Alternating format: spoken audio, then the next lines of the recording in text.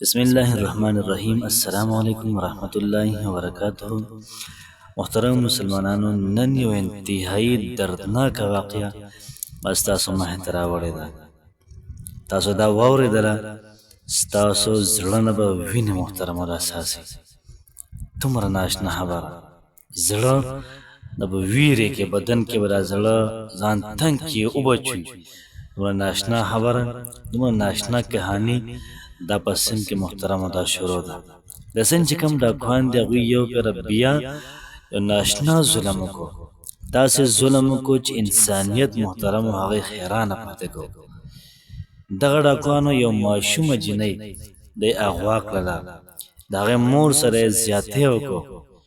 دومره ظالمان دي چې بیا هم قلار نه شو د دغه خاندان نه 15 لاک روپۍ واخیستلې. غریبانان مور پلار د هغوی د یو چا نه قرض راواله، بل چا نه قرض راواله، والی هرڅ کړه، دغه رنګې کالی هرڅ کړه. 15 لاک روپۍ به مشکله سره را پیدا کړو، دغې ډاکوانو ته ورکړلې. خو بیا هم د ظالمانو دا پیسې واخیستلې. د پیسو اخیستو نه بعد هم دوی د ماشومه پرې نه ښودله. یو مور د انصاف دپاره در په در ګرځي، چغې وهي.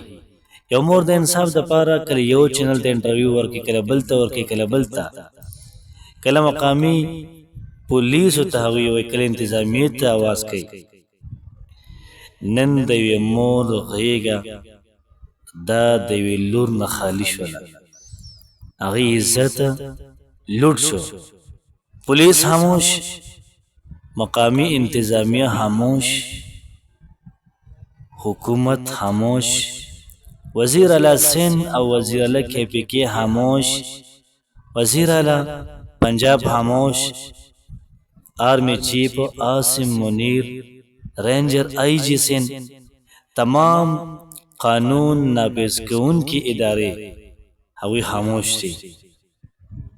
هغوی ته اپیل کوم د خدای لپاره تاسو راپاڅېدلې واقع نوټس والئ. دغه ډاکوان دي د سند د حکومت نه طاقتور دي، د فوج نه طاقتور دي. آیا زمونږ د صوبایي حکومت نه طاقتور دي؟ آیا حکومت پاکستان نه طاقتور دي؟